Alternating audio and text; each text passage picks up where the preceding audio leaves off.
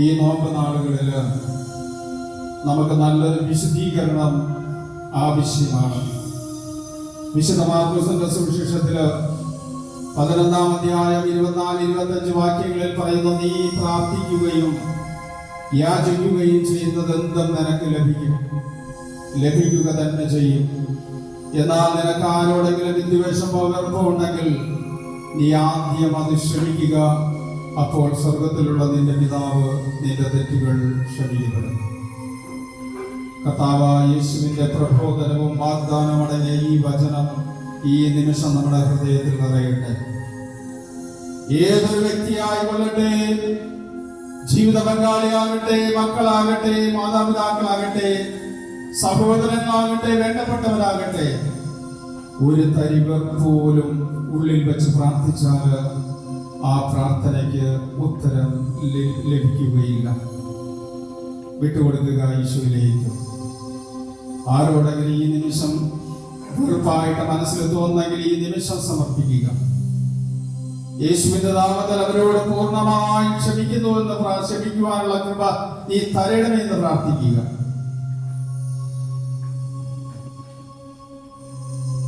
അവരുമായിട്ട് വിളിച്ച് സംസാരിക്കാനുള്ള വലിയൊരു അഭിഷേക ആത്മാവിലൂടെ തരയണമേ എന്ന് പ്രാർത്ഥിക്കുക. വിശ്വാസ ജീവിതം ശക്തിപ്പെടുത്തുവാൻ ദൈവം ആഗ്രഹിക്കുന്നു. വീണ്ടും കർത്താവ് ഒരു ബോധ്യം തരെയാണ്. വിശ്വാസ ജീവിതം ശക്തിപ്പെടണമെങ്കിൽ പരിശുദ്ധാത്മാവിനെ വിളിച്ച് പ്രാർത്ഥിക്കുക.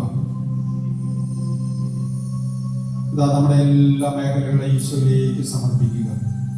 നെഞ്ചിലെരിയുന്ന എല്ലാ നൊമ്പരങ്ങളെയും സമർപ്പിക്കുക.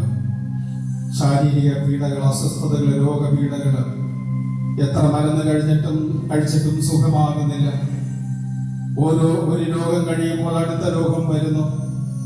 ഞാൻ എന്ത് ചെയ്യണം കർത്താവേ? കാലുവേദന, തലവേദന, നെഞ്ചുവേദന, ഉദര സംബന്ധമായ രോഗം, മുട്ടുവേദന, മൈഗ്രെയിൻ തലവേദന, കിഡ്നി സംബന്ധമായ രോഗം, പ്രഷർ, ഷുഗർ, ഇതെല്ലാം സമർപ്പിക്കുക. സകല രോഗത്തിന്റെ മേൽ അധികാരമുള്ള ദൈവത്തിന്റെ മുമ്പിൽ വിശ്വാസത്തോടെ വിട്ടുകൊടുക്കുക. ഞാൻ 16:12 പറയുന്ന, കർത്താവേ, മരുന്നോ ലേപന ഔഷധമോ അല്ല എല്ലാവരെയും സുഖപ്പെടുത്തിയ അങ്ങയുടെ വചനമാണ് അവരെ സുഖപ്പെടുത്തിയത്. മരുന്നോ ലേപന ഔഷധമോ അല്ല കർത്താവേ, അങ്ങയുടെ വചനമാണ് അവരെ സുഖപ്പെടുത്തിയത്. ആ വചനത്തിന്റെ ശക്തി നിമിഷം ഹൃദയത്തിൽ നിറയട്ടെ. നമ്മുടെ ഹൃദയത്തിൽ ഭരിക്കുന്ന തിന്മയുടെ സ്വാധീനങ്ങൾ വിട്ടുപോട്ടെ. എല്ലാ ആന്തരിക മുറിവുകളെയും നിമിഷം യേശുവിന്റെ തിരുരക്തം കൊണ്ട് കഴുകപ്പെടട്ടെ. എല്ലാ പാപങ്ങളും യേശുവിന്റെ തിരുരക്തം കൊണ്ട് കഴുകപ്പെടട്ടെ. കരങ്ങൾ സ്വർഗത്തിലേക്ക് ഉയരട്ടെ. പൂർണ്ണമായി ഉയർത്തിപ്പിടിച്ചുകൊണ്ട് പൂർണ്ണമായ ഒരു സമർപ്പണം ചെയ്ത് പൂർണ്ണമായി ദൈവത്തെ സ്തുതിച്ച് പ്രാർത്ഥിക്കുമ്പോൾ ആദ്യ നൂറ്റാണ്ടിൽ എന്ന പോലെ ആത്മാവ് ഇറങ്ങി വരുന്ന നിമിഷമാണ്. കരുണയുള്ള ദൈവപിതാ പരിശുദ്ധാത്മാവിനെ രക്ഷകൻ വഴി നമ്മളിലേക്ക് അയക്കുന്നത് നാം ദൈവത്തെ സ്തുതിക്കുമ്പോഴാണ്. സ്നേഹന്മാരെല്ലാം ഒന്നിച്ച് സ്തുതിച്ചപ്പോൾ സ്വർഗം തുറന്ന് അഗ്നിനാവുകളാൽ ഓരോ സ്നേഹന്മാരിൽ നിറഞ്ഞപ്പോൾ അവർ ശക്തി പ്രാപിച്ചു, അഭിഷേകത്തിൽ നിറഞ്ഞു, ഭാഷാവരം ലഭിച്ചു. ഇപ്പോൾ നമ്മൾ സ്തുതിക്കുമ്പോൾ ഭാഷാവരം ലഭിച്ച സഹോദരങ്ങൾ ഭാഷാവരത്തിൽ സ്തുതിക്കുക. ഭാഷാവരത്തിൽ സ്തുതിക്കുമ്പോൾ മറ്റുള്ള സഹോദരങ്ങൾക്ക് അതിലൂടെ അഭിഷേകം കടന്നു ചെല്ലും, സൗഖ്യം കടന്നു ചെല്ലും.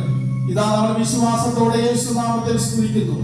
സകല രോഗത്തിന്റെ മേൽ അധികാരമുള്ള യേശുവിന്റെ നാമത്തിൽ, സാത്താന്റെ മേൽ അധികാരമുള്ള യേശുവിന്റെ നാമത്തിൽ, സാത്താനെ ബന്ധിക്കുന്ന ദൈവത്തിന്റെ ശക്തിയുടെ നാമത്തിൽ, ദുരാത്മാക്കളെ, അശുദ്ധാത്മാക്കളെ ശ്വാസിച്ചകറ്റി ബന്ധിക്കുവാൻ ശക്തനായ ദൈവത്തിന്റെ നാമത്തിൽ നമ്മളെ സ്തുതിക്കുമ്പോൾ ഇവിടെ യേശുനാമത്തില് അത്ഭുതങ്ങളും അടയാളങ്ങളും രോഗസൗഖ്യങ്ങളും കർത്താവായ ഈശോ ആത്മാവിലൂടെ തരും.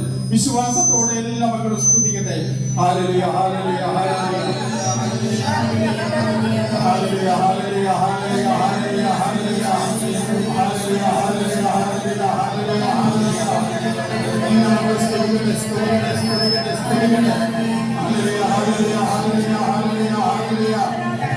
പരിശുദ്ധ സ്നേഹം നിറഞ്ഞ് സ്തുതിക്കട്ടെ. ഈശ്വര സ്നേഹം നിറഞ്ഞ് സ്തുതിക്കട്ടെ. ആത്മാവിന്റെ അഭിഷേകത്തിൽ നിറഞ്ഞ് സ്തുതിക്കട്ടെ. പരിശുദ്ധ സ്നേഹത്തിൽ നിറഞ്ഞ് സ്തുതിക്കട്ടെ.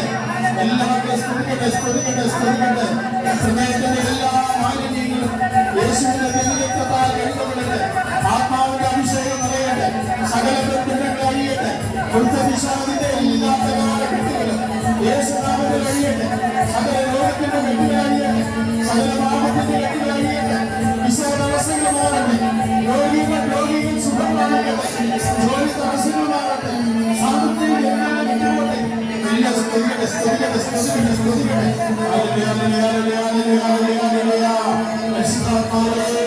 പരിശുദ്ധാത്മാവേ ഇറങ്ങണമേ. അഗ്നിയാൽ ഇറങ്ങണമേ. അഭിഷേകമായി ഇറങ്ങണമേ. സ്വർഗീയ ശക്തിയാൽ ഇറങ്ങണമേ. എല്ലാ ഹൃദയങ്ങളിലും ആത്മാവേ ഈശ്വര ശക്തി നൽകണമേ. ഈശ്വര സ്നേഹം നൽകണമേ. എല്ലാ കഴിവുള്ള വൈശാലികമായ ബന്ധനക്കെട്ടുകളെ അഗ്നിയാൽ നിർവീര്യമാക്കണമേ.